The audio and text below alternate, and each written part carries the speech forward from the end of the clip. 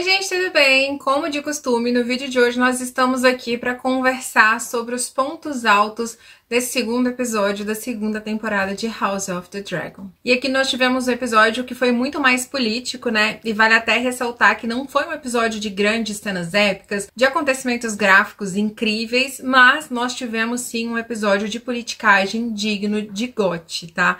Tivemos alguns diálogos importantíssimos, acontecimentos também, bem como personagens sendo depostos de seu cargo, outros personagens abandonando suas casas, pelo menos por hora, né? Enfim, bem no início do episódio, nós vemos que o caos se instala ali na Fortaleza Vermelha após o assassinato do príncipe Jaehaerys. E aliás, como era de se esperar, né, muitos sentimentos de medo, incerteza, raiva, indignação, incredulidade, culpa e vingança também tomam conta das pessoas que estão presentes ali na Fortaleza Vermelha.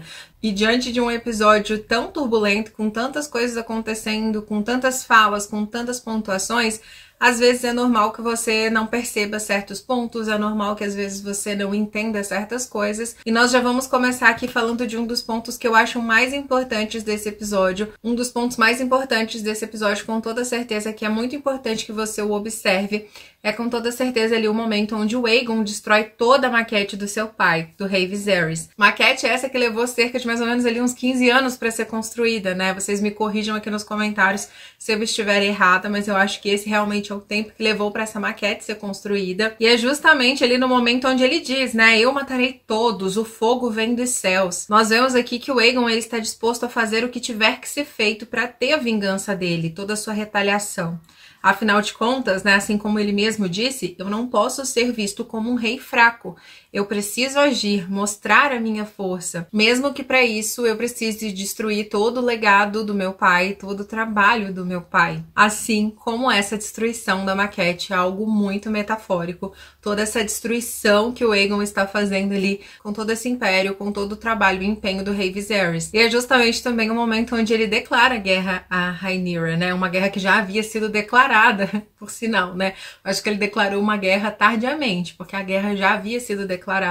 Então é muito importante a gente prestar atenção nesse momento, porque não é só ali um momento de raiva, claro que é um momento de raiva, de dor, de luto, onde ele tá quebrando tudo pela frente, mas a destruição da maquete com toda certeza também é uma metáfora do Aegon destruindo tudo que o Viserys conquistou ao longo desses anos. E ainda seguindo aqui na Fortaleza Vermelha, naquele momento onde todos do Pequeno Conselho, eles estão ali reunidos e o Aegon está decidido a buscar a sua vingança. E inclusive é nesse momento aqui do episódio onde o título do mesmo começa a ser arquitetado, né? Rhaenyra a Cruel, já que o Otto, que ainda era mão do rei aqui neste momento, sugerem citar que a culpa de tudo isso é da Rainha Negra, mesmo sem a certeza disso, né, gente? Ele não tem certeza disso, mas o Otto naquele momento dá essa sugestão. E não importa se de fato ela é a mandante ou não, o que importa é que o povo acredite que ela é a mandante de tamanha atrocidade. O que ele estava fazendo ali não era atrocidade não, né, gente? Colocar o corpo de uma criança em exposição daquela forma, não tinha nada de cruel nisso, né? São contradições que, por conta de buscar tanto poder, de querer tanto este lugar onde eles estão, que eles nem percebem que eles estão caindo em contradição, né? Eles nem percebem que eles também estão caindo nessas contradições, que eles também estão tendo atos cruéis, que é um jogo, né? Um jogo de manipulação, e o Otto sabe fazer isso muito bem. Bom, se a Rhaenyra fosse conhecida ali como Rhaenyra a Cruel, que foi o que nós vimos acontecendo nesse episódio, isso com certeza enfraqueceria ali a sua reivindicação ao trono, principalmente com os nobres que ainda não declararam apoio a nenhuma das casas, né? E não apenas com os nobres, mas também com o povo. Nós vimos uma grande parte do povo proclamando Rhaenyra a Cruel. E o próprio Otto disse, né? O reino precisa ver o sofrimento da coroa. Claro, eles precisam ver esse sofrimento e saber que quem foi o responsável por tamanha atrocidade é a Rhaenyra.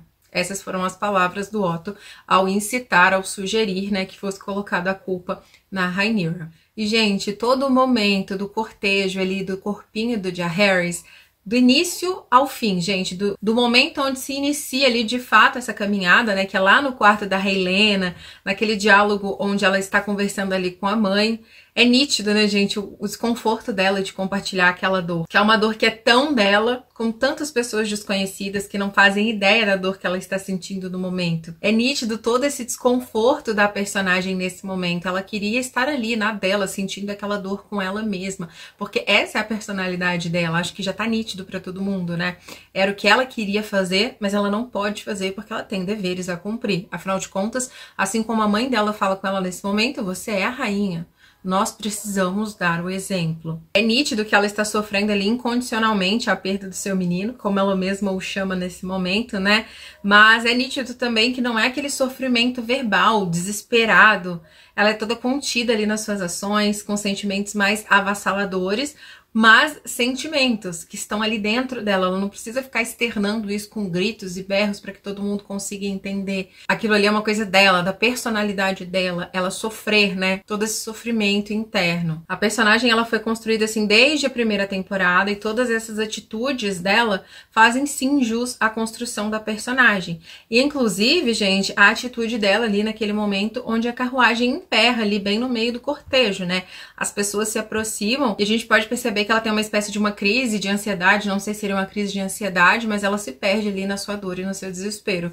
Tudo que ela não queria era estar ali naquele momento, fazendo esse cortejo bizarro que o Otto arrumou, né? Que o Otto sugeriu. E inclusive, gente, pontuando aqui, eu acho que foi impossível não se lembrar da caminhada da vergonha da Cersei, né? Naquele momento ali do cortejo, as ruas, as pessoas ali. Pelo menos pra nós foi sim uma referência ao episódio 10 da 5ª temporada, onde a Cersei faz a caminhada da vergonha. Eu, inclusive, enquanto assistia, falei assim com meu marido, shame, shame, porque eu tava me lembrando muito da Cersei. E agora um outro ponto alto desse episódio, obviamente, é quando a Rhaenyra descobre que toda a culpa desse ato monstruoso foi colocada ali nas suas costas, né? Ela não fica só apenas sabendo do que aconteceu, que já é terrível por si só, mas também fica sabendo que ela está sendo culpada por tudo isso que tá acontecendo. E, gente, não tem como, tá? A atuação da Emma Darcy tem sido, assim, uma grata surpresa pra mim nessa temporada. Não que eu não tivesse gostado dela na primeira temporada e tudo mais, mas aqui, com as coisas ficando cada vez mais intensas, mais tensas, mais intensas, gente, a atuação dela pra mim tem sido impecável, tem sido uma grande atuação. Tudo que ela está entregando, sério, gente, assim, ó, não tem base. Como a gente gosta de falar aqui em Minas, não tem base. E, enfim, nesse momento, uma coisa que eu preciso comentar aqui com vocês bem rapidinho também, que eu gosto muito da Rhaenys, que ela logo percebe quem de fato é o responsável pelo ato, né? Ela logo dá aquela olhadela ali de canto pro Daemon, revelando que ela sabe que foi ele, gente. Muito observadora e ela sabe quem ele é, né? É o mais importante. Ela sabe quem ele é e em nenhum momento ela pensou que ele era alguém ou que ele pudesse ser alguém ou algo diferente. Não, ela sabe quem ele é, ela sabe do que ele é capaz e ela sabe que foi ele. E é óbvio que a Rhaenyra entende todo o plano por trás dessas acusações, né? Mas, afinal de contas, quem teria feito isso? Porque até ali, naquele momento, ela não sabe quem fez isso, né? Quem foi que ordenou isso ali em seu nome? Sabendo de todas as consequências que ser a mandante deste terrível ato lhe traria. E aí, mais à frente, a gente tem um diálogo dela com o Daemon, né? Descobrindo que foi o Daemon o mandante deste crime. Algo que não fica claro é se o Daemon, de fato, ordenou que o Jaehaerys fosse morto no lugar do Aemon, caso ele não fosse encontrado. Fica ali subentendido ainda. Se nós estivéssemos falando do Daemon do livro, com toda a certeza do mundo, a gente não teria nem dúvidas, né, que o Daemon foi o mandante, porque no livro ele é de fato o mandante, ele ordena, ele dá mesmo essa ordem, mas aqui na série, o Daemon da série, ele está sendo construído de forma diferente do Daemon do livro. Então é algo que fica mesmo implícito, né, ele de fato deu essa ordem, ou eles entenderam a ordem como quiseram entender e executaram o menino por conta própria, né. Então é algo que ainda não ficou claro pra nós, mas a gente percebe que a Rhaenyra tem certeza absoluta de que o Daemon ordenou sim a morte do Jaehaerys. E, inclusive, esse diálogo dela com o Daemon aqui é sensacional, né? Ela aceitando de fato que ele é quem ele é e quem ele sempre foi, né? Porque não é de agora, é quem ele sempre foi. Desde quando ela era uma menina, ela se lembra dele ser assim, né? Ela já sabia quais eram as suas ambições, o que ele de verdade almejava e que ele sempre se preocupou única e exclusivamente com seus desejos e vontades. Essa sempre foi a sua única preocupação. Ela tem esse refresh, né? Ela lembra desses momentos de quando ela era menina e que desde muito menina ela já sabia quem ele era de verdade. E inclusive, por mais uma vez nessa discussão deles aqui, ele faz a menção de que vai segurar no pescoço dela, né? Mas ele dá um passo ali pra trás, põe a mão no rosto dela, ele não chega a fazer de fato o que ele fez com ela na primeira temporada, mas foi por um triz, né? Ele já estava quase fazendo a mesma coisa e é nesse momento onde ele decide ir embora. Até agora não se sabe para onde ele foi com toda certeza e nem quanto tempo ele vai ficar fora, né? Se ele de fato foi embora ou se ele vai retornar. E voltando a falar aqui um pouquinho da Helena e do Aegon, que ambos estavam ali imersos em suas dores, né? Todos os dois estavam sentindo muito aquela perda, mas cada um sentindo de acordo com a personalidade do seu personagem, né? Todas as duas entregas foram super coerentes ali com a personalidade de cada um, né? Mas nesse momento aqui onde eles se encontram ali no meio da escada, e inclusive, gente, dá pra perceber, pelo menos foi o que eu interpretei, tá? Que a Helena queria sim parar, conversar, falar alguma coisa com o marido / irmão, mas enfim, ele passa direto e aí nós temos a Helena fazendo uma movimentação com a cabeça, né? Como se estivesse concordando ou afirmando algo, aceitando que de fato ela está sozinha e que de fato é ela por ela. E eu achei isso muito triste. Agora vamos lá para aquela cena do Aemond, onde ele está conversando ali com aquela moça lá na Casa dos Prazeres. Aquela cena, né, gente, que serviu apenas para confirmar que ele não queria mesmo ocasionar a morte do Luke, que foi tudo um acidente. E eu acho que essa cena ela veio mesmo aí para sanar de uma vez por todas as dúvidas de quem ainda tinha essas dúvidas, né, se o Aemond tinha feito aquilo porque quis ou se foi um acidente. Tá aí, a série trouxe uma resposta pra nós, ele não quis fazer, né? Eu acho que tinha ficado bem claro que ele de fato não quis fazer isso, pelo menos aqui na série, mas como existe essa diferença de série versus livros, né? A série veio mostrar aqui pra nós que de fato o Aemond da série, ele não quis matar o Luke, que foi um acidente, um infeliz acidente. Mas, gente, nesse momento aqui, a moça lá na Casa dos Prazeres, ela tem uma fala que eu acho muito bacana pontuar nesse vídeo, que é sobre, abre aspas, geralmente quando príncipes perdem o controle, são os demais que pagam, fecha aspas. E logo depois dessa fala dessa moça, né, nós temos uma cena do Hook, que é o ferreiro, e da família dele, né? Eles que são parte do povo, né? Eles vivem ali no povo, eles vivem essas consequências. Eles que vivem essas consequências, né, da ira dos príncipes. E isso fica muito nítido pra nós. Não só o material para construção de armas está ficando mais caro e mais escasso, como tudo está ficando mais caro e mais escasso. A esposa dele até comenta que teve que andar mais de 2 horas para conseguir comprar um frango para fazer uma sopa e que quando ela encontrou, ela pagou um preço 3 vezes mais alto do que o de costume. Então, o povo sofre muito das consequências dessa ira dos príncipes, né? Na verdade, é o povo que sofre toda essa consequência da ira dos príncipes. E quando eu digo povo que sofre, eu digo assim, gente, com letra maiúscula mesmo, porque é o povo que sofre. E isso fica bem ilustrado aqui pra nós, nesse núcleo da família do Hugh, não sei como você preferir falar. Nós temos ali, né, a Mysaria e a Rhaenyra também, né, um momento onde elas estão conversando e a Mysaria está ali pedindo a liberdade dela, assim como foi prometido pelo Daemon. E tem esse momento aqui, gente, que eu acho legal pontuar aqui pra vocês, legal, tá, pontuar aqui pra vocês, que a Rhaenyra pergunta pra Mysaria, né, onde foi que você conseguiu essa cicatriz, uma cicatriz que ela tem no pescoço.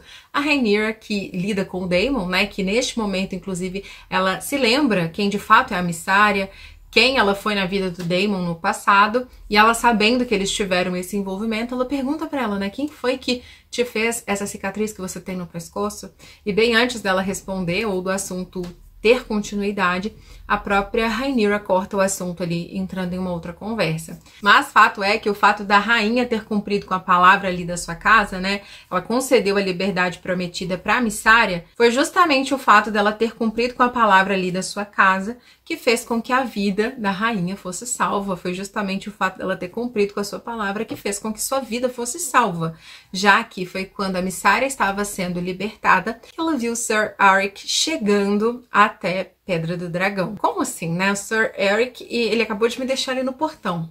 E agora eu me deparo com o Sir Arik subindo aqui? Não, não pode ser o Sir Arik. Tem que ser o Sir Arik.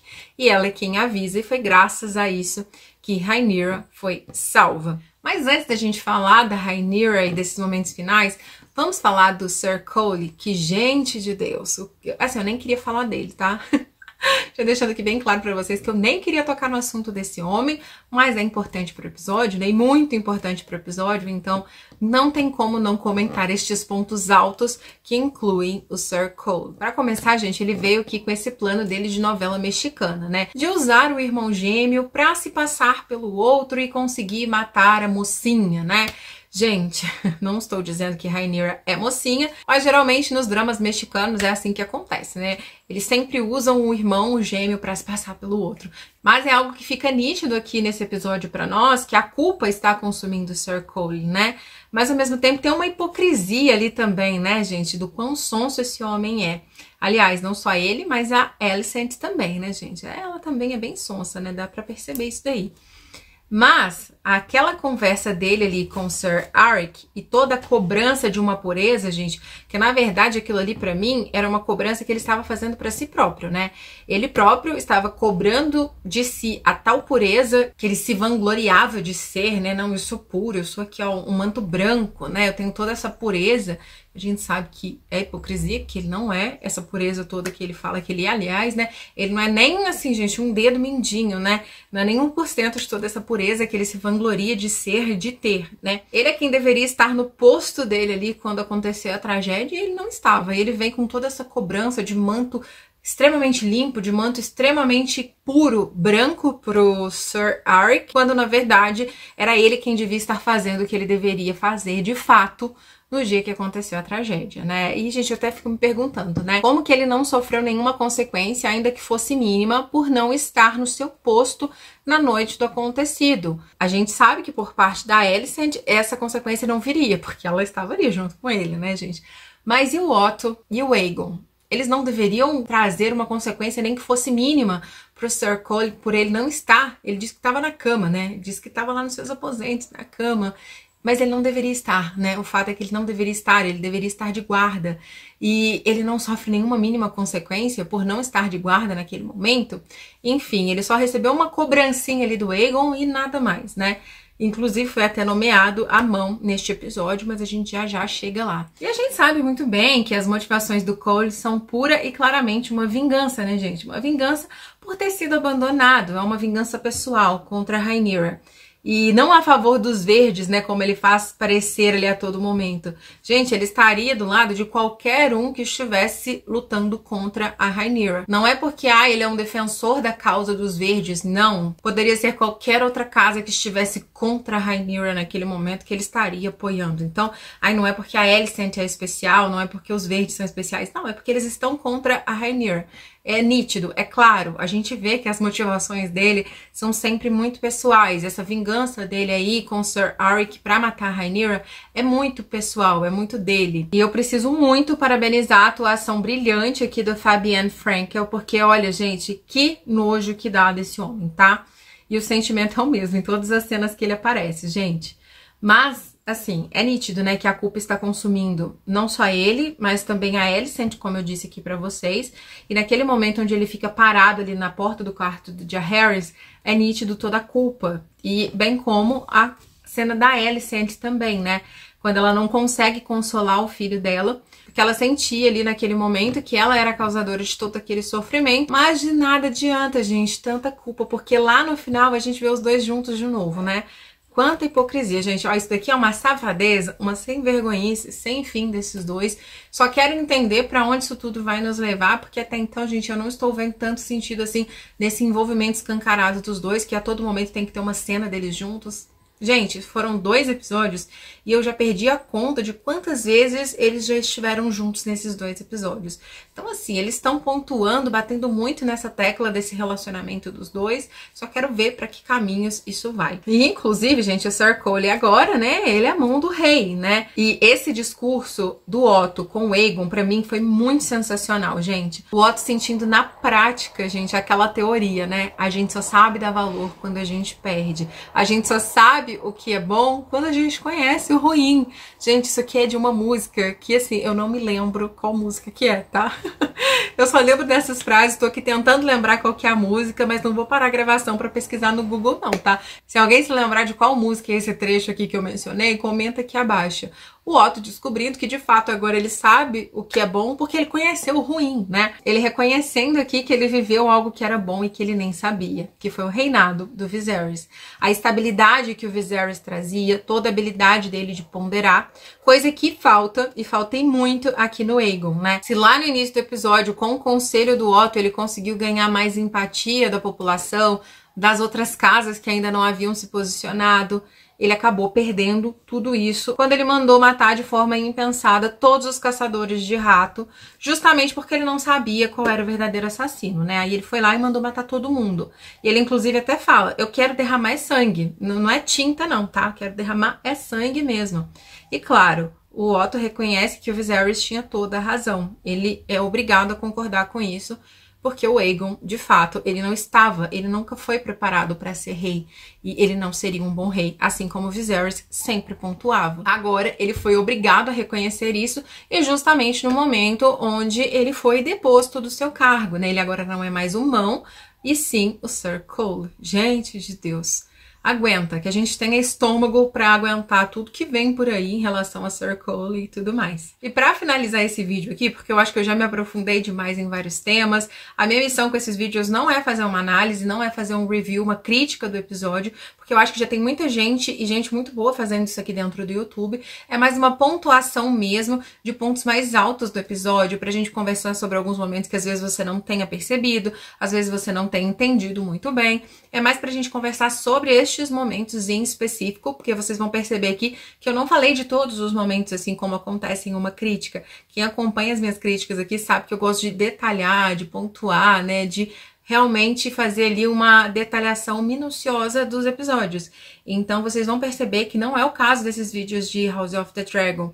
Nesses vídeos aqui de A Casa do Dragão, eu de fato quero conversar com vocês sobre esses pontos mais importantes, que mais chamaram a atenção, dessas frases mais impactantes. Então, chegando aqui ao final deste vídeo, vamos falar aqui das cenas finais, que foram os momentos de mais tensão, assim, do episódio, na minha opinião. Esse momento aqui de tensão final, ele foi elaborado de uma forma muito brilhante, e toda essa tensão antes da ameaça de fato acontecer, né? Porque tinha uma baita tensão ali no ar, enquanto a Rhaenyra estava se preparando para dormir. Vocês percebem que ela estava inquieta, indo de um lado para o outro, né? Porque ela sabia que a retaliação viria, ela só não sabia quando e como. E aí, gente, de repente chega o Sir Ark, que ela acreditava que era o Sir Eric, ele já chega ali falando pra ela que ele não queria fazer isso, mas que ele vai ter que fazer isso, e já tira a espada ali, né, e aponta a espada pro lado da Rhaenyra. Ela já sabe naquele momento que não se trata do Sir Eric, e sim do Sir Eric, mas, gente, é algo que ela não tem tempo de questionar, né? Como você conseguiu chegar aqui? Como foi que você entrou aqui? Ela não tem tempo pra isso, porque imediatamente o Sir Eric já entra ali nos aposentos e eles começam a luta dos dois. E, inclusive, gente, essa cena aqui, nossa, foi assim, de uma atuação, de uma direção. Eu não sei vocês, gente, mas eu fiquei assim, ó, só a Rhaenyra depois de um certo tempo ali da batalha, tá? Fiquei olhando de um pro outro e pensando, meu Deus, quem é quem? No início da batalha a gente até consegue diferenciar quem é quem, mas depois que eles se enroscam ali mesmo, gente, fica muito difícil perceber quem de fato é quem. Então eu fiquei só a Rhaenyra ali tentando entender quem era quem naquele caos todo. E foi, gente, muito trágico, mas foi como tinha que ser, né? Nenhum dos dois sairia dali vivo. E eles sabiam disso, né? Independente de quem fosse o vencedor ali, ambos sairiam perdendo. Seria um vislumbre, gente, da Guerra dos Dragões? Os irmãos ali lutando, batalhando, mas uma guerra que não vai ter um vencedor. Que quem ganhar vai sair perdendo do mesmo jeito. Seria um vislumbre, gente? Uma guerra de família sem um lado vencedor. Porque pra mim fica muito claro ali que independente de quem saísse vivo ali, fosse o Sir Eric, fosse o Sir Arik, os dois sairiam dali mortos. Teríamos, obviamente, um vencedor da batalha, mas independente de quem fosse o vencedor da batalha, o outro lado com toda certeza tiraria a sua vida, porque eles não poderiam viver com tamanha culpa, com tamanha dor. apesar de estarem em lados opostos, eles ainda eram tudo um pro outro. Eles ainda se amavam e tinha essa questão do manto branco, mas acho que acima da questão do manto branco era a questão de serem irmãos, de serem família, de estarem em lados opostos, mas de ainda serem quem são um pro outro. Então, independente de quem saísse vivo dessa situação, porque era um embate de vida ou morte mesmo, o sobrevivente também não seria sobrevivente por muito tempo. Inclusive, gente, aquele momento, ai, gente, foi triste também, tá? Onde Sir Eric tira a própria vida depois de pedir desculpas pra Rhaenyra. Ele pede desculpa pra ela, né, por não ter conseguido evitar isso, mas ele cumpriu até o seu último suspiro com o seu dever. Foram muitas emoções nesse episódio, ainda que um episódio mais parado, um episódio mais calmo, mas um episódio com uma política muito ácida, muito presente.